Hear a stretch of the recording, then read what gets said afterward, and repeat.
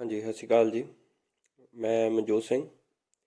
ਮੈਂ ਸਰਕਾਰੀ senior secondary school ਪਬਰੀ, ਜ਼ਿਲ੍ਹਾ ਪਟਿਆਲਾ ਦੇ ਵਿੱਚ ਬਤੌਰ ਨਿੱਜੀ ਸੁਰੱਖਿਆ ਦਾ ਟ੍ਰੇਨਰ ਹਾਂ। ਨਿੱਜੀ ਸੁਰੱਖਿਆ ਜੋ ਕਿ 9ਵੀਂ ਤੋਂ 12ਵੀਂ ਤੱਕ ਪੜ੍ਹਾਈ ਜਾਂਦੀ ਹੈ। ਇਹ ਵਿਸ਼ਾ NSQF ਦੇ ਅਧੀਨ ਚੱਲ ਰਹੇ ਕਈ ਵਿਸ਼ਿਆਂ ਦੇ ਵਿੱਚੋਂ ਇੱਕ ਵਿਸ਼ਾ ਹੈ। ਇਹ ਵਿਸ਼ੇ ਦੇ ਵਿੱਚ ਅਸੀਂ ਬੱਚਿਆਂ ਨੂੰ ਅਨੁਸ਼ਾਸਨ ਵਿੱਚ ਰਹਿਣਾ, ਆਪਣੀ ਸੁਰੱਖਿਆ ਅਤੇ ਦੂਜੇ ਦੀ ਸੁਰੱਖਿਆ ਅਤੇ ਆਫਤਾਂ ਦੇ ਵਿੱਚ ਕਿਸ ਤਰ੍ਹਾਂ ਜੂਝਣਾ ਅਤੇ ਕਿਸ ਤਰ੍ਹਾਂ ਕਿਸੇ ਵਿਅਕਤੀ ਦੀ ਜਾਨ ਬਚਾਉਣੀ ਅਤੇ ਆਪਣੀ ਜਾਨ ਬਚਾਉਣੀ, ਇਹਨਾਂ ਸਭ ਦੇ ਬਾਰੇ ਜਾਣਕਾਰੀ ਅਤੇ ਉਹਨਾਂ ਨੂੰ ਸਿਖਾਉਂਦੇ ਹਾਂ। ਅੱਜ ਆਪਾਂ ਗੱਲ ਕਰਾਂਗੇ 11ਵੀਂ ਕਲਾਸ ਦੇ ਯੂਨਿਟ ਨੰਬਰ 3 ਤੇ। ਉਸ ਦਾ ਨਾਮ ਹੈ ਸੁਰੱਖਿਆ ਸੇਵਾਵਾਂ ਵਿੱਚ ਕਾਨੂੰਨੀ ਅਤੇ ਕਾਰਜ ਪ੍ਰਣਾਲੀ ਸੰਬੰਧੀ ਜ਼ਰੂਰਤਾਂ। ਜਿਵੇਂ ਕਿ ਅਸੀਂ ਜਾਣਦੇ ਹਾਂ ਕਿ ਕਿਸੇ ਵੀ ਅਦਾਰੇ ਜਾਂ ਉਦਯੋਗਿਕ ਸੰਸਥਾ ਦੇ ਵਿੱਚ ਸੁਰੱਖਿਆ ਦਾ ਹੋਣਾ ਬਹੁਤ ਜ਼ਰੂਰੀ ਹੈ। ਇਹਨਾਂ ਸੁਰੱਖਿਆਵਾਂ ਨੂੰ ਅਸੀਂ ਜੋ ਸੁਰੱਖਿਆ ਵਾਤਾਵਰਨ ਕਾਇਮ ਰੱਖਣ ਦੇ ਲਈ ਸਾਨੂੰ ਇੱਕ ਕਾਨੂੰਨ ਦੇ ਦਾਇਰੇ ਦੇ ਵਿੱਚ ਰਹਿਣਾ ਪੈਂਦਾ ਹੈ। ਉਹ ਕਾਨੂੰਨ ਇੱਕ ਸਰਕਾਰ ਦੁਆਰਾ ਜਾਂ ਸੰਵਿਧਾਨ ਦੁਆਰਾ ਬਣਾਇਆ ਜਾਂਦਾ ਹੈ। ਇਹ ਕਾਰਜ ਪ੍ਰਣਾਲੀ ਸਾਰੀ ਜੋ ਸੁਰੱਖਿਆ ਵਾਤਾਵਰਨ ਨੂੰ ਕਾਇਮ ਰੱਖਦੀ ਹੈ, ਉਹ ਸਾਰੀ ਕਾਨੂੰਨ ਦੇ ਦਾਇਰੇ ਦੇ ਵਿੱਚ ਹੀ ਰਹਿ ਕੇ ਅਸੀਂ ਕਰ ਸਕਦੇ ਹਾਂ। ਜਿਵੇਂ ਕਿ ਗ੍ਰਿਫਤਾਰ ਕਰਨਾ, ਕਿਸੇ ਨੂੰ ਕੁੱਟਣਾ, ਮਾਰਨਾ, ਬੋਲਣਾ ਜਾਂ ਰੋਕਣਾ ਜਾਂ ਕਿਸੇ ਕਿਸਮ ਦੀ ਕੋਈ ਵੀ ਕਾਰਵਾਈ, ਉਹ ਅਸੀਂ ਸਿਰਫ ਕਾਨੂੰਨ ਦੇ ਵਿੱਚ ਹੀ ਰਹਿ ਕੇ ਕਰ ਸਕਦੇ ਹਾਂ। ਇਸ ਤੋਂ ਬਿਨਾਂ ਅਸੀਂ ਹੋਰ ਕੁਝ ਨਹੀਂ ਕਰ ਸਕਦੇ। ਫਿਰ ਵੀ ਸੁਰੱਖਿਆ ਸੇਵਾਵਾਂ ਕਿਵੇਂ ਕਾਇਮ ਰੱਖਣੀਆਂ ਨੇ, ਜਾਂ ਕਾਨੂੰਨ ਕਿਸ ਤਰ੍ਹਾਂ ਦੇ ਹੁੰਦੇ ਹਨ, ਜਾਂ ਕਾਨੂੰਨ ਕਿਸ ਤਰ੍ਹਾਂ ਅਸੀਂ ਫੋਲੋ ਕਰਨੇ ਹਨ, ਇਹਨਾਂ ਸਭ ਦੇ ਬਾਰੇ ਜਾਣਕਾਰੀ ਆਪਾਂ ਇਸ ਵੀਡੀਓ ਦੇ ਰਾਹੀਂ ਲਵਾਂਗੇ। ਹੁਣ ਆਪਾਂ ਗੱਲ ਕਰਦੇ ਹਾਂ ਅਣਸੁਖਾਵੀਆਂ ਘਟਨਾਵਾਂ, ਜ਼ਿਆਦਾ ਘਟਨਾਵਾਂ ਦੀ ਜਾਂਚ ਪੜਤਾਲ ਅਤੇ ਰਿਪੋਰਟ ਕਰਨੀ। ਅਣਸੁਖਾਵੀਂ ਘਟਨਾਵਾਂ ਉਹ ਹੁੰਦੀਆਂ ਹਨ ਜਿਹੜੀਆਂ ਕਿ ਕਿਸੇ ਟਾਈਮ ਨੂੰ ਦੇਖਦੇ ਹੋਏ ਜਾਂ ਕੋਈ ਸਮਾਂ ਨਾ ਦੇਖਦੇ ਹੋਏ ਇਹ ਹਮੇਸ਼ਾ ਵਾਪਰ ਹੀ ਜਾਂਦੀਆਂ ਹਨ। ਅਣਸੁਖਾਵੀਆਂ ਘਟਨਾ ਉਹ ਹੁੰਦੀਆਂ ਹਨ ਜਿਨ੍ਹਾਂ ਦੇ ਬਾਰੇ ਅਸੀਂ ਸੋਚ ਨਹੀਂ ਸਕਦੇ, ਜਿਨ੍ਹਾਂ ਦੇ ਬਾਰੇ ਸਾਨੂੰ ਪਤਾ ਨਹੀਂ ਹੁੰਦਾ ਕਿ ਇਹ ਘਟਨਾ ਵਾਪਰਨ ਵਾਲੀ ਹੈ ਜਾਂ ਇਹ ਘਟਨਾ ਹੋ ਸਕਦੀ ਹੈ, ਪਰ ਫਿਰ ਵੀ ਉਹ ਵਾਪਰ ਜਾਂਦੀ ਹੈ। ਇਹਦੇ ਵਿੱਚ ਜਾਨ ਅਤੇ ਮਾਲ ਜਾਂ ਸਾਡੇ ਪੈਸੇ ਪੂੰਜੀ ਹਰ ਤਰ੍ਹਾਂ ਦਾ ਨੁਕਸਾਨ ਹੋ ਜਾਂਦਾ ਹੈ, ਜਿਨ੍ਹਾਂ ਨਾਲ ਕਈਆਂ ਨੂੰ ਜਾਨ ਤੋਂ ਵੀ ਹੱਥ ਧੋਣਾ ਪੈ ਸਕਦਾ ਹੈ।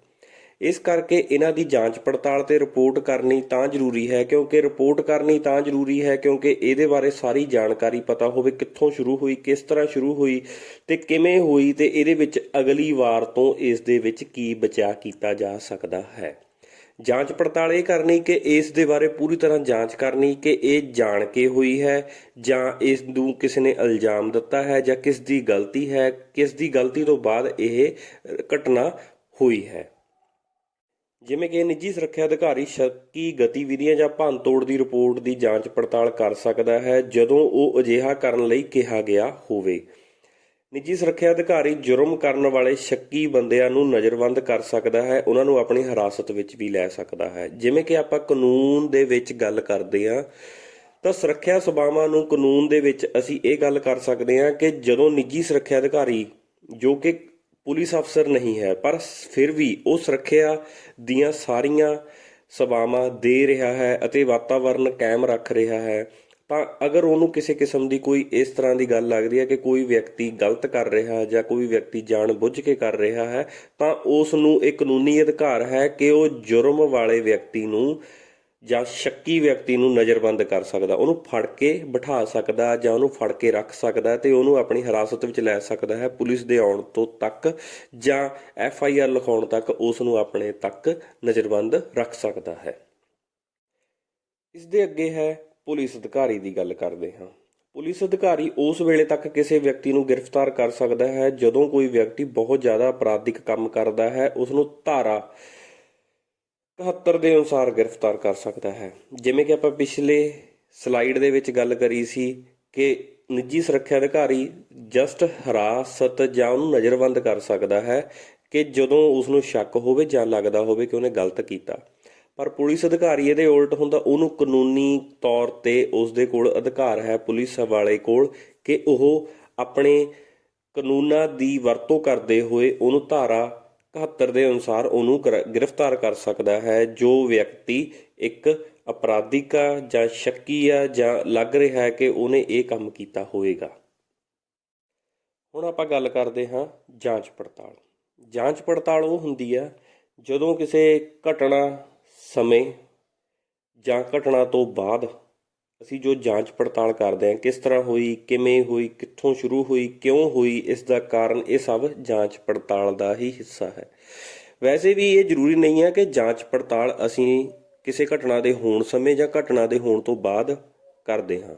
ਜਾਂਚ ਪੜਤਾਲ ਹਮੇਸ਼ਾ ਕਰਦੇ ਰਹਿਣਾ ਚਾਹੀਦਾ ਹੈ ਕਿਸੇ ਸੁਰੱਖਿਆ ਅਧਿਕਾਰੀ ਨੂੰ ਜਾਂ ਪੁਲਿਸ ਵਾਲੇ ਨੂੰ, ਕਿਉਂਕਿ ਜਾਂਚ ਪੜਤਾਲ ਦੇ ਨਾਲ ਹੀ ਇੱਕ ਵੱਡੀ ਘਟਨਾ ਨੂੰ ਅਸੀਂ ਇਲਜ਼ਾਮ ਜਾਂ ਹੋਣ ਤੋਂ ਬਚਾ ਸਕਦੇ ਹਾਂ। ਜਿਵੇਂ ਕਿ ਕਿਸੇ ਵਪਾਰਿਕ ਸੰਸਥਾ ਵਿੱਚ ਤੈਨਾਤ ਅਫਸਰ ਸੁਰੱਖਿਆ ਅਧਿਕਾਰੀ ਦਾ ਸਭ ਤੋਂ ਮਹੱਤਵਪੂਰਨ ਫਰਜ਼ ਇੱਕ ਹੀ ਹੈ, ਜਾਂਚ ਪੜਤਾਲ ਕਰਨੀ। ਹਮੇਸ਼ਾ ਤੋਂ ਹੀ ਸੁਰੱਖਿਆ ਵਿਭਾਗ ਦਾ ਮੁੱਢਲਾ ਉਦੇਸ਼ ਚੋਰੀ ਨੂੰ ਰੋਕਣਾ, ਚਾਹੇ ਉਹ ਛੋਟੀ ਹੋਵੇ ਚਾਹੇ ਵੱਡੀ ਹੋਵੇ। ਚੋਰੀ ਜਾਂ ਜੁਰਮ ਨੂੰ ਰੋਕਣ ਦੇ ਲਈ ਜਾਂਚ ਪੜਤਾਲ ਦਾ ਹੋਣਾ ਬਹੁਤ ਜ਼ਰੂਰੀ ਹੈ। ਜਿਵੇਂ ਕਿ ਮੈਂ ਪਹਿਲਾਂ ਹੀ ਕਿਹਾ ਸੀ ਕਿ ਕਿਸੇ ਘਟਨਾ ਦੇ ਹੋਣ ਤੋਂ ਬਾਅਦ ਜ਼ਰੂਰੀ ਨਹੀਂ ਹੈ ਕਿ ਹਮੇਸ਼ਾ ਘਟਨਾ ਤੋਂ ਬਾਅਦ ਹੀ ਹਮੇਸ਼ਾ ਅਸੀਂ ਜਾਂਚ ਪੜਤਾਲ ਕਰਨੀ ਹੈ। ਜਾਂਚ ਪੜਤਾਲ ਦਾ ਕੋਈ ਸਮਾਂ ਨਹੀਂ ਹੁੰਦਾ, ਇਹ ਹਮੇਸ਼ਾ ਕਰਦੇ ਰਹਿਣਾ ਚਾਹੀਦਾ ਹੈ ਸਮੇਂ ਬਾਅਦ। ਇਸ ਨਾਲ ਵੱਡੀ ਘਟਨਾ ਹੋਣ ਤੋਂ ਰੁਕ ਸਕਦੀ ਹੈ ਜਾਂ ਛੋਟੀ ਘਟਨਾ ਹੋਣ ਤੋਂ ਵੀ ਰੁਕ ਸਕਦੀ ਹੈ। ਜਾਂਚ ਪੜਤਾਲ ਦਾ ਕਰਨਾ ਹਮੇਸ਼ਾ ਜ਼ਰੂਰੀ ਹੈ। ਹੁਣ ਅੱਗੇ ਗੱਲ ਕਰਦੇ ਹਾਂ ਜਾਂਚ ਪੜਤਾਲ ਜਾਂ ਤਫਤੀਸ਼ ਕਰਨ ਲਈ ਜ਼ਰੂਰੀ ਨੁਕਤੇ।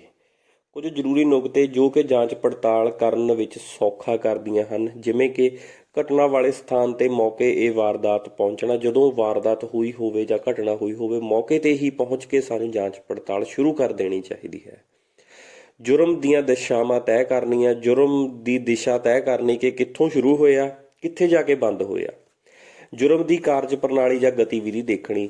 ਜੁਰਮ ਦੀ ਕਾਰਜ ਪ੍ਰਣਾਲੀ ਮਤਲਬ ਕਿ ਇਹ ਕਿਸ ਤਰ੍ਹਾਂ ਸ਼ੁਰੂ ਹੋਇਆ, ਮਤਲਬ ਕਿ ਇਸ ਨੂੰ ਇਲਜ਼ਾਮ ਜਾਂ ਘਟਨਾ ਸ਼ੁਰੂ ਹੋਣ ਦੇ ਲਈ ਪਹਿਲਾਂ ਮੰਨ ਲਓ ਅੱਗ ਹੋਈ, ਅੱਗ ਲੱਗ ਗਈ, ਅੱਗ ਲੱਗਣ ਦੀ ਘਟਨਾ ਹੋ ਜਾਂਦੀ ਹੈ ਸਾਡੇ ਉਦਯੋਗਿਕ ਕਾਰਖਾਨੇ ਦੇ ਵਿੱਚ ਜਾਂ ਕਿਸੇ ਜਗ੍ਹਾ ਦੇ ਉੱਪਰ, ਤਾਂ ਆਪਾਂ ਸਭ ਤੋਂ ਪਹਿਲਾਂ ਇਹ ਦੇਖਦੇ ਹਾਂ ਕਿ ਅੱਗ ਲੱਗਣ ਦਾ ਕਾਰਨ ਕੀ ਆ, ਉਹਦੀ ਗਤੀਵਿਧੀ ਕੀ ਆ, ਉਹ ਸ਼ੁਰੂ ਕਿੱਥੋਂ ਹੋਈ ਆ। ਅੱਗ ਬਿਜਲੀ ਨਾਲ ਲੱਗੀ ਆ, ਕਿਸੇ ਨੇ ਜਾਣ ਕੇ ਲਾਈ ਆ, ਕਾਗਜ਼ ਨਾਲ ਲੱਗੀ ਆ, ਉਹ ਸਾਰੀ ਕਾਰਜਵਿਧੀ ਜਾਂ ਕਾਰਜ ਪ੍ਰਣਾਲੀ ਦੇਖਣੀ।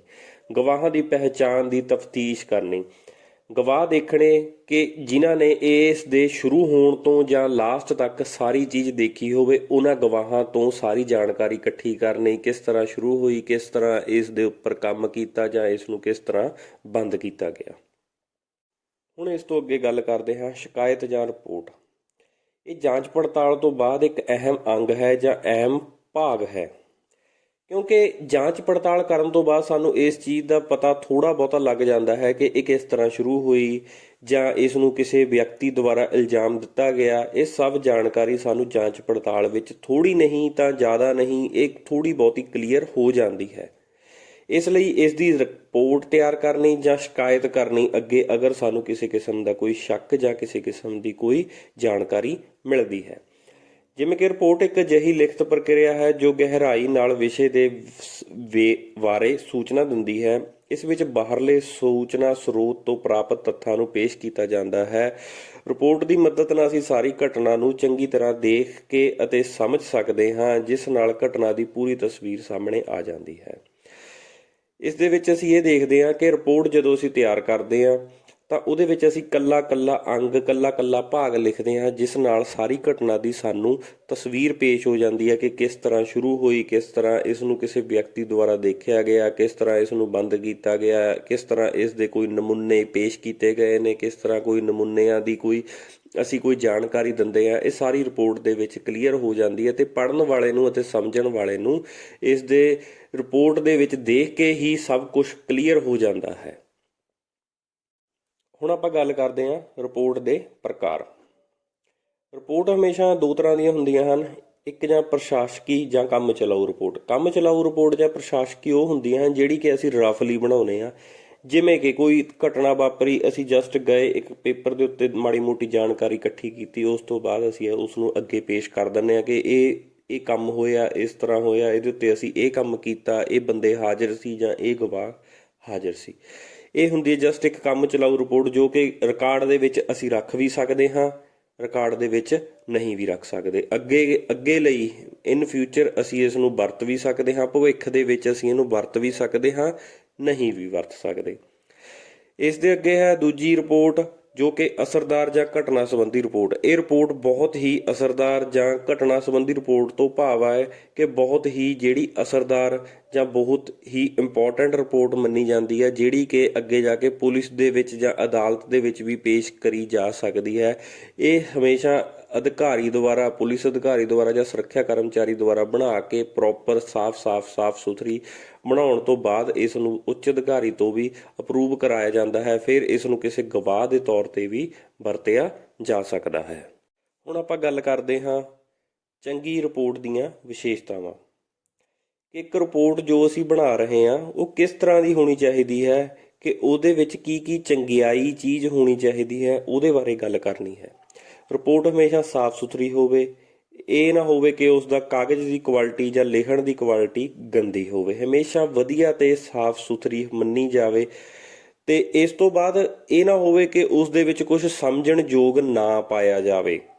ਅੱਗੇ ਹੈ ਰਿਪੋਰਟ ਸੱਚ ਦੇ ਆਧਾਰ ਤੇ ਹੋਵੇ। ਰਿਪੋਰਟ ਹਮੇਸ਼ਾ ਸੱਚੀ ਹੋਣੀ ਚਾਹੀਦੀ ਹੈ। ਇਹ ਨਾ ਹੋਵੇ ਕਿ ਉਦਯੋਗ ਦੇ ਵਿੱਚ ਸਾਊਥ ਵਾਲੀ ਸਾਈਡ ਜਾਂ ਦੱਖਣ ਵਾਲੀ ਸਾਈਡ ਜਾਂ ਪੱਛਮ ਵਾਲੀ ਸਾਈਡ ਅੱਗ ਲੱਗੀ ਹੋਵੇ, ਅਸੀਂ ਰਿਪੋਰਟ ਦੇ ਵਿੱਚ ਲਿਖਦੀ ਹੋਈਏ ਕਿ ਇਹ ਅੱਗ ਪੂਰਬ ਵਾਲੀ ਸਾਈਡ ਲੱਗੀ ਹੈ।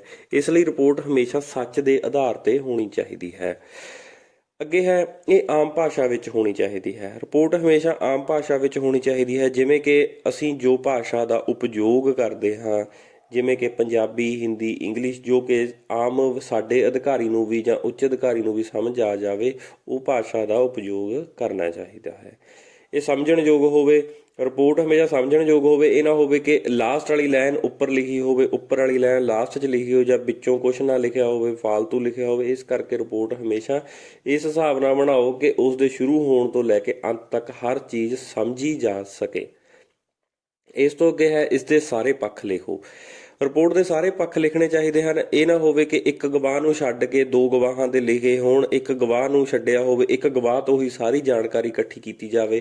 ਇਸ ਕਰਕੇ ਰਿਪੋਰਟ ਦੇ ਸਾਰੇ ਪੱਖ ਲਿਖਣੇ ਚਾਹੀਦੇ ਨੇ, ਆਪ ਵੀ ਲੱਭ ਕੇ ਜਾਂਚ ਪੜਤਾਲ ਕਰਕੇ ਅਤੇ ਗਵਾਹਾਂ ਤੋਂ ਵੀ ਜਾਂਚ ਪੜਤਾਲ ਇਕੱਠੀ ਕਰਕੇ ਇਹ ਸਾਰੀ ਰਿਪੋਰਟ ਦੇ ਵਿੱਚ ਹੀ ਲਿਖਣਾ ਚਾਹੀਦਾ ਹੈ। ਇਸ ਤੋਂ ਅੱਗੇ ਹੈ ਰਿਪੋਰਟ ਲਈ ਕੁਝ ਜ਼ਰੂਰੀ ਗੱਲਾਂ ਕਿਹੜੀਆਂ ਹੁੰਦੀਆਂ ਹਨ, ਜਿਹੜੀਆਂ ਕਿ ਰਿਪੋਰਟ ਲਿਖਣ ਵਿੱਚ ਸਾਡੀਆਂ ਬਹੁਤ ਮਦਦ ਕਰਦੀਆਂ ਹਨ। ਜਿਵੇਂ ਕਿ ਕੌਣ, ਕਿ ਜੋ ਵਾਰਦਾਤ ਹੋਈ ਹੈ ਜਾਂ ਘਟਨਾ ਹੋਈ ਆ ਉਸ ਦੇ ਲਈ ਕੌਣ ਜ਼ਿੰਮੇਵਾਰ ਹੈ।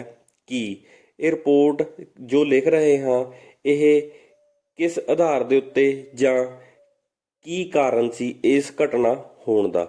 ਇਸ ਤੋਂ ਅੱਗੇ ਹੈ ਕਿਵੇਂ, ਤੇ ਇਹ ਕਿਸ ਤਰ੍ਹਾਂ ਹੋਈ, ਕਿਵੇਂ ਹੋਈ ਇਹ ਜੋ ਘਟਨਾ ਹੋਈ ਆ, ਕਦੋਂ ਇਹ ਘਟਨਾ ਕਦੋਂ ਹੋਈ, ਕਿੱਥੇ ਇਹ ਘਟਨਾ ਕਿੱਥੇ ਹੋਈ, ਕਿਹੜੀ ਜਗ੍ਹਾ ਤੇ ਹੋਈ, ਕਿਉਂ, ਇਸ ਦਾ ਕਾਰਨ ਕੀ ਸੀ, ਪਿੱਛੇ ਕਿਉਂ ਹੋਈ, ਇਸ ਦੇ ਵਿੱਚ ਕਿਸੇ ਬੰਦੇ ਦਾ ਹੱਥ ਕਿ ਜਾਂ ਕਿਸੇ ਕੁਦਰਤੀ ਹੱਥ, ਇਹ ਸਭ ਜਾਣਕਾਰੀ। ਇਹ 6 ਚੀਜ਼ਾਂ ਸਾਨੂੰ ਬਹੁਤ ਧਿਆਨ ਨਾਲ ਲਿਖਣੀਆਂ ਚਾਹੀਦੀਆਂ ਹਨ, ਜਿਹੜੀ ਕਿ ਸਾਨੂੰ ਰਿਪੋਰਟ ਲਿਖਣ ਦੇ ਵਿੱਚ ਜਾਂ ਉਸ ਦੀਆਂ ਲਾਈਨਾਂ ਪੂਰੀਆਂ ਕਰਨ ਦੇ ਵਿੱਚ ਜਾਂ ਰਿਪੋਰਟ ਨੂੰ ਪੂਰੀ ਕਰਨ ਦੇ ਵਿੱਚ ਸਹਾਇਤਾ ਕਰਦੀਆਂ ਹਨ। ਹੁਣ ਆਪਾਂ ਗੱਲ ਕਰਦੇ ਹਾਂ ਕਿ ਇੱਕ ਸੁਰੱਖਿਆ ਕਰਮਚਾਰੀ ਨੂੰ ਭੀੜ ਨੂੰ ਕੰਟਰੋਲ ਅਤੇ ਕਾਬੂ ਕਰਨ ਸੰਬੰਧੀ ਕਾਰਜ ਵਿਧੀ ਕੀ ਅਪਣਾਉਣੀ ਚਾਹੀਦੀ ਹੈ, ਜਾਂ ਕਿਸ ਕਾਰਜ ਵਿਧੀ ਨਾਲ ਇੱਕ ਭੀੜ ਨੂੰ ਕੰਟਰੋਲ ਕਰਨਾ ਚਾਹੀਦਾ ਹੈ। ਇੱਕ ਮਾਲਕ ਅਤੇ ਕਰਮਚਾਰੀ ਦਰਮਿਆਨ ਮਹੱਤਵਪੂਰਨ ਸੰਬੰਧ ਹੁੰਦਾ ਹੈ, ਕਿਉਂਕਿ ਇੱਕ ਕਰਮਚਾਰੀ ਅਤੇ ਮਾਲਕ ਦੇ ਵਿੱਚ ਇਹ ਸੰਬੰਧ ਹੁੰਦਾ ਹੈ ਕਿ ਕਰਮਚਾਰੀ ਕੰਮ ਕਰਦਾ ਹੈ ਅਤੇ ਮਾਲਕ ਉਸ ਨੂੰ ਉਸ ਦੇ ਬਦਲੇ ਵਿੱਚ ਇੱਕ ਵੇਤਨ ਜਾਂ ਇੱਕ ਤਨਖਾਹ ਦਿੰਦਾ ਹੈ। ਉਸ ਦੇ ਵਿੱਚ ਹਮੇਸ਼ਾ ਇੱਕ ਛੋਟੀ ਗੱਲ ਨੂੰ ਵੀ ਲੈ ਕੇ ਝਗੜਾ ਹੋ ਸਕਦਾ ਹੈ। ਕਰਮਚਾਰੀ ਵੱਲੋਂ ਕੀਤੇ ਗਏ ਕੰਮ ਦੇ ਫਲ ਵਜੋਂ ਤਨਖਾਹ ਹੁੰਦੀ ਹੈ। ਆਮ ਤੌਰ ਤੇ ਦੋਨਾਂ ਦਰਮਿਆਨ ਕੰਮ ਅਤੇ ਤਨਖਾਹ ਸੰਬੰਧੀ ਸੰਘਰਸ਼ ਚੱਲਦਾ ਹੈ। ਆਮ ਤੌਰ ਤੇ ਅਸੀਂ ਦੇਖਦੇ ਹਾਂ ਕਿ ਆਜ਼ਾਦੀ ਸਮੇਂ ਜਾਂ ਆਜ਼ਾਦੀ ਤੋਂ ਪਹਿਲਾਂ ਵੀ ਹਮੇਸ਼ਾ ਇੱਕ ਕਰਮਚਾਰੀ ਆਪਣੇ ਮਾਲਕ ਨਾਲ ਹਮੇਸ਼ਾ ਕੰਮ ਅਤੇ ਵੇਤਨ ਦੇ ਸੰਬੰਧੀ ਲੜਾਈ ਝਗੜਾ ਕਰਦਾ ਹੈ। ਤਨਖਾਹ ਵਧਾਉਣ, ਤਨਖਾਹ ਘਟਾਉਣ ਅਤੇ ਕੰਮ ਜ਼ਿਆਦਾ ਜਾਂ ਕੰਮ ਦੇ ਘੰਟੇ ਜ਼ਿਆਦਾ, ਇਹ ਸਭ ਦੇ ਬਾਰੇ ਹਮੇਸ਼ਾ ਹੀ ਝਗੜਾ ਚੱਲਦਾ ਰਿਹਾ ਹੈ। ਇਸ ਲਈ ਹਮੇਸ਼ਾ ਮਾਲਕ ਇਕੱਠੇ ਹੋ ਕੇ ਕਿਸੇ ਕਿਸਮ ਦੇ ਸਟ੍ਰਾਈਕ ਕਰਦੇ ਹਨ, ਧਰਨਾ ਦਿੰਦੇ ਹਨ, ਜਾਂ ਕਰਮਚਾਰੀ ਧਰਨਾ ਦਿੰਦੇ ਹਨ। ਉਹ ਭੀੜ ਹਮੇਸ਼ਾ ਇੱਕ ਸ਼ਾਂਤੀ ਨੂੰ ਜਾਂ ਸੁਰੱਖਿਅਤ ਵਾਤਾਵਰਨ ਨੂੰ ਭੰਗ ਕਰਦੀ ਹੈ। ਇਸ ਲਈ ਇਸ ਹਾਲਾਤਾਂ ਦੇ ਵਿੱਚ ਸੁਰੱਖਿਆ ਕਰਮਚਾਰੀ ਨੂੰ ਕਿਸ ਤਰ੍ਹਾਂ ਦੀ ਕਾਰਜਵਿਧੀ ਅਪਣਾਉਣੀ ਚਾਹੀਦੀ ਹੈ, ਉਹ ਹਮੇਸ਼ਾ ਇੱਕ ਟ੍ਰੇਨਿੰਗ ਦਿੱਤੀ ਜਾਂਦੀ ਹੈ ਕਿ ਭੀੜ ਨੂੰ ਕੰਟਰੋਲ ਕਿਸ ਤਰ੍ਹਾਂ ਕੀਤਾ ਜਾਵੇ ਤਾਂ ਕਿ ਇੱਕ ਸ਼ਾਂਤਮਈ ਧਰਨਾ ਜਾਂ ਸੁਰੱਖਿਆ ਕਾਇਮ ਰਹਿ ਸਕੇ। ਹੁਣ ਆਪਾਂ ਗੱਲ ਕਰਦੇ ਹਾਂ ਭੀੜ। ਭੀੜ ਹੁੰਦੀ ਕੀ ਹੈ? ਇਹ ਆਮ ਤੌਰ 'ਤੇ ਸੰਘਰਸ਼ ਵਿੱਚ ਸੰਗਠਿਤ ਹਿੰਸਕ ਵਿਰੋਧਿਕ ਪ੍ਰਦਰਸ਼ਨ ਪ੍ਰਮੁੱਖ ਹਥਿਆਰ ਹੁੰਦਾ ਹੈ, ਜਿਵੇਂ ਕਿ ਜੋ ਵਿਰੋਧ ਕਰਨ ਦੇ ਟੀਚੇ ਨੂੰ ਲੈ ਕੇ ਆਏ ਹੁੰਦੇ ਹਨ ਉਹ ਇੱਕ ਭੀੜ ਦਾ ਹਿੱਸਾ ਜਾਂ ਸੰਘਰਸ਼ ਜਾਂ ਇੱਕ ਗੁੱਸੇ ਨੂੰ ਲੈ ਕੇ ਜੋ ਲੋਕ ਇਕੱਠੇ ਹੋਏ ਹੁੰਦੇ ਹਨ ਉਹਨੂੰ ਹਮੇਸ਼ਾ ਭੀੜ ਕਹਿੰਦੇ ਹਾਂ। ਇਹ ਅਸਥਾਈ ਰੂਪ ਵਿੱਚ ਇਕੱਠੇ ਲੋਕ ਹੁੰਦੇ ਹਨ। ਅਸਥਾਈ ਰੂਪ ਮਤਲਬ ਕਿ ਇਸ ਦੇ ਵਿੱਚ ਇਹ ਨਹੀਂ ਹੁੰਦਾ ਕਿ ਇੱਕ ਜਗ੍ਹਾ ਦੇ ਉੱਪਰ ਖੜ ਕੇ ਇਹ ਧਰਨਾ ਜਾਂ ਸੰਘਰਸ਼ ਕਰਦੇ ਹਨ। ਇਹ ਕਦੇ ਅੱਗੇ ਵੀ ਵੱਧ ਸਕਦੇ ਹਨ, ਪਿੱਛੇ ਵੀ ਹੋ ਸਕਦੇ ਹਨ ਅਤੇ ਇਹਨਾਂ ਦੇ ਵਿੱਚ ਕਿਸੇ ਕਿਸਮ ਦੀ ਕੋਈ ਗਿਣਤੀ ਨਹੀਂ ਪਾਈ ਜਾਂਦੀ ਕਿ ਅੱਜ 50 ਜਾਣਗੇ 100 ਜਾਣਗੇ। ਇਹਨਾਂ ਦੀ ਕੋਈ ਗਿਣਤੀ ਸਥਾਈ ਨਹੀਂ ਹੁੰਦੀ ਹੈ, ਇਹ ਹਮੇਸ਼ਾ ਅਸਥਾਈ ਹੁੰਦੇ ਹਨ। ਗਿਣਤੀ ਵੀ ਇਹਨਾਂ ਦੀ ਅਗਿਣਤ ਹੁੰਦੀ ਹੈ, ਇਸ ਦੇ ਲਈ ਇਹਨਾਂ ਦਾ ਖੇਤਰ ਵੀ ਵੱਡਾ ਹੁੰਦਾ ਹੈ। ਜੇ ਵਿਚਾਰਾਂ ਅਤੇ ਆਪਣਾ ਧਿਆਨ ਕੇਂਦਰਿਤ ਕਰਦੇ ਹਨ ਤੇ ਦੂਜੇ ਨੂੰ ਪ੍ਰਭਾਵਿਤ ਕਰਦੇ ਹਨ ਅਤੇ ਲੋਕਾਂ ਦਾ ਬਹੁਤ ਵੱਡਾ ਹੱਥ ਹੁੰਦਾ ਹੈ ਜਿਸ ਵਿੱਚ ਪਹਿਚਾਣ ਦੀ ਹਮੇਸ਼ਾ ਕਮੀ ਹੁੰਦੀ ਹੈ। ਭੀੜ ਦੇ ਵਿੱਚ ਜਦੋਂ ਕੋਈ ਨੁਕਸਾਨ ਹੁੰਦਾ ਹੈ ਤਾਂ ਹਮੇਸ਼ਾ ਕਿਸੇ ਕਿਸਮ ਦੀ ਕੋਈ ਪਹਿਚਾਣ ਨਹੀਂ ਹੁੰਦੀ, ਕਿਉਂਕਿ ਇਸ ਦੇ ਵਿੱਚ ਹਥਿਆਰ ਜਾਂ ਕਿਸੇ ਕਿਸਮ ਦੀ ਕੋਈ ਦੁਰਘਟਨਾ ਕਰਦਾ ਹੈ ਤਾਂ ਅਸੀਂ ਕਿਸੇ ਪਰਟੀਕੂਲਰ ਜਾਂ ਇੰਡੀਵਿਜੂਅਲ ਬੰਦੇ ਨੂੰ ਨਹੀਂ ਕਹਿ ਸਕਦੇ ਕਿ ਇਸ ਦੁਆਰਾ ਇਹ ਕਾਰਵਾਈ ਕਰੀ ਗਈ ਹੈ। ਆਮ ਤੌਰ 'ਤੇ ਭੀੜ ਦਾ ਕੋਈ ਨੇਤਾ ਨਹੀਂ ਹੁੰਦਾ, ਇਸ ਲਈ ਇਸ ਨੂੰ ਸੰਭਾਲਣਾ ਬਹੁਤ ਜ਼ਿਆਦਾ ਔਖਾ ਹੁੰਦਾ ਹੈ। ਹੁਣ ਆਪਾਂ ਗੱਲ ਕਰਦੇ ਹਾਂ ਕਿ ਭੀੜ ਨੂੰ ਕਾਬੂ ਕਰਨਾ।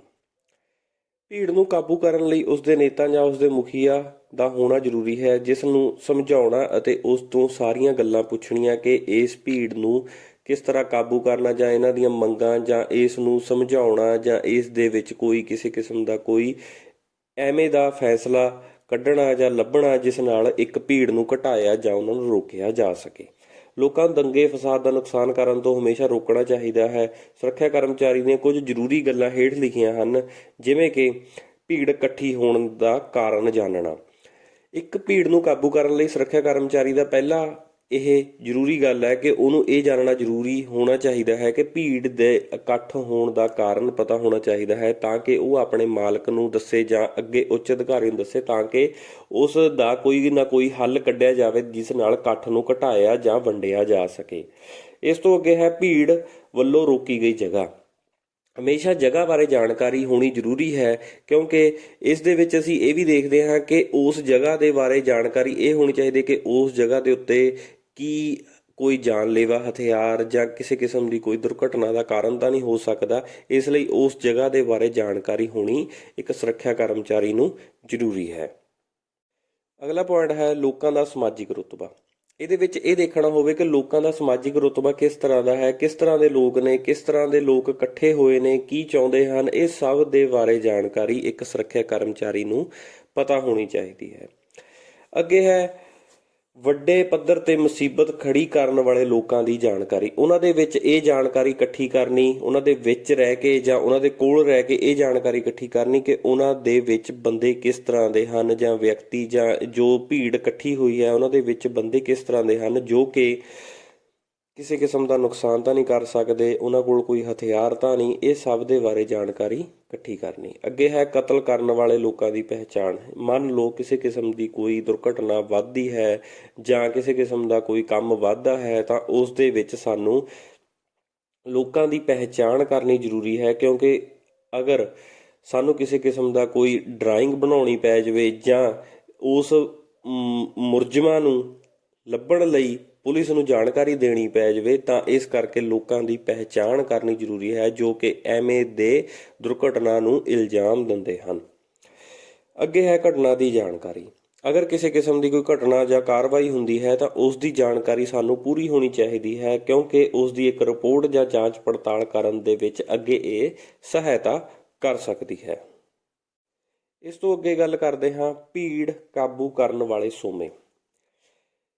ਸੋਮੇ ਅਸੀਂ ਇਹ ਗੱਲ ਕਹਿ ਸਕਦੇ ਹਾਂ ਕਿ ਭੀੜ ਨੂੰ ਕਾਬੂ ਕਰਨ ਲਈ ਸਾਨੂੰ ਕੋਈ ਨੁਕਤੇ ਵੀ ਕਹਿ ਸਕਦੇ ਹਾਂ, ਸੋਮੇ ਵੀ ਕਹਿ ਸਕਦੇ ਹਾਂ ਕਿ ਭੀੜ ਨੂੰ ਕਿਸ ਤਰ੍ਹਾਂ ਕਾਬੂ ਕਰਨਾ, ਉਸ ਦੇ ਲਈ ਇੱਕ ਤਰ੍ਹਾਂ ਦੀ ਕੋਈ ਸਕੀਮ ਜਾਂ ਕੋਈ ਪਲਾਨ ਬਣਾਉਣਾ, ਇਹ ਸਭ ਦੇ ਨਾਲ ਹੀ ਅਸੀਂ ਭੀੜ ਨੂੰ ਕਾਬੂ ਕਰ ਸਕਦੇ ਹਾਂ। ਕਿਉਂਕਿ ਇੱਕ ਵੱਡੇ ਇਕੱਠ ਨੂੰ ਕੁਛ ਕੁ ਬੰਦਿਆਂ ਦੁਆਰਾ ਕਾਬੂ ਕਰਨਾ ਜਾਂ ਕੁਝ ਕੁ ਕਾਨੂੰਨ ਦੇ ਦਾਇਰੇ ਦੇ ਵਿੱਚ ਰਹਿ ਕੇ ਬੰਦਿਆਂ ਨੇ ਉਸ ਭੀੜ ਨੂੰ ਕਾਬੂ ਕਰਨਾ ਬਹੁਤ ਇੱਕ ਔਖਾ ਹੈ, ਇੱਕ ਬਹੁਤ ਹੀ ਜ਼ਿਆਦਾ ਇੱਕ ਦੁਰਘਟਨਾ ਦਾ ਕਾਰਨ ਵੀ ਬਣ ਸਕਦਾ ਹੈ, ਆਪਣੇ ਆਪ ਨੂੰ ਨੁਕਸਾਨ ਦੇਣ ਵਾਲੀ ਵੀ ਇੱਕ ਪ੍ਰਕਿਰਿਆ ਹੋ ਸਕਦੀ ਹੈ। ਇਸ ਕਰਕੇ ਭੀੜ ਨੂੰ ਕਾਬੂ ਕਰਨਾ ਬਹੁਤ ਔਖਾ ਹੈ। ਇਸ ਲਈ ਇਸ ਦੇ ਵਿੱਚ ਕੁਝ ਸੋਮੇ ਜਾਂ ਕੁਝ ਤਕਨੀਕ ਵਰਤ ਸਕਦੇ ਹਾਂ, ਜਿਵੇਂ ਕਿ ਨਿੱਜੀ ਸੁਰੱਖਿਆ ਵਾਲੇ ਸਾਜੋ ਸਮਾਨ, ਇਸ ਤੋਂ ਇਲਾਵਾ ਹੈਲਮਟ ਯੂਜ਼ ਕਰਨਾ, ਆਪਣੇ ਆਪ ਨੂੰ ਪ੍ਰੋਪਰ ਵਰਦੀ ਜਾਂ ਇੱਕ ਪ੍ਰੋਪਰ ਡਰੈਸ ਵਰਤਣੀ ਜਿਸ ਨਾਲ ਕਿਸੇ ਹਥਿਆਰ ਤੋਂ ਬਚਣਾ, ਜਾਂ ਸਿਰ ਦੇ ਉੱਤੇ ਹੈਲਮਟ ਪਾਉਣਾ, ਬਚਾਅ ਵਾਲੀ ਢਾਲ,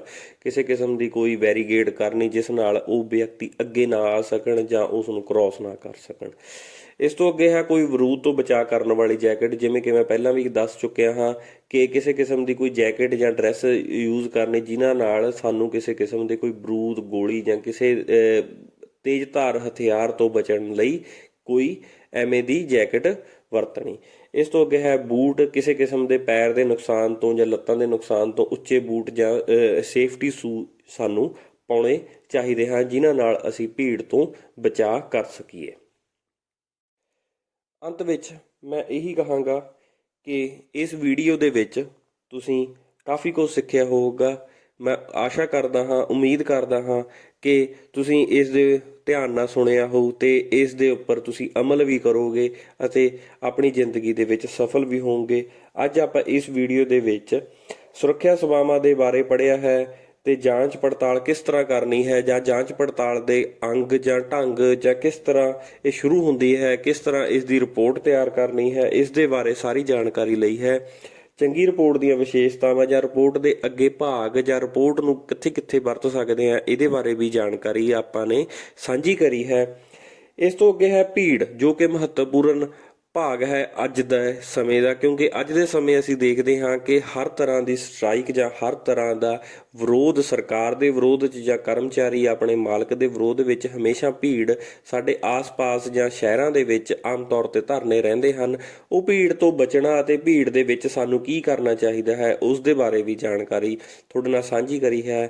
ਮੈਂ ਆਸ਼ਾ ਕਰਦਾ ਹਾਂ ਤੁਸੀਂ ਇਸ ਜਾਣਕਾਰੀ ਨੂੰ ਹੋਰ ਵੀ ਚੰਗੀ ਤਰ੍ਹਾਂ ਇਸ ਦੇ ਉੱਪਰ ਪੜ੍ਹੋਗੇ ਅਤੇ ਹੋਰ ਵੀ ਜਾਣਕਾਰੀ ਆਲੇ ਦੁਆਲੇ ਤੋਂ ਇਕੱਠੀ ਕਰੋਗੇ। ਧੰਨਵਾਦ।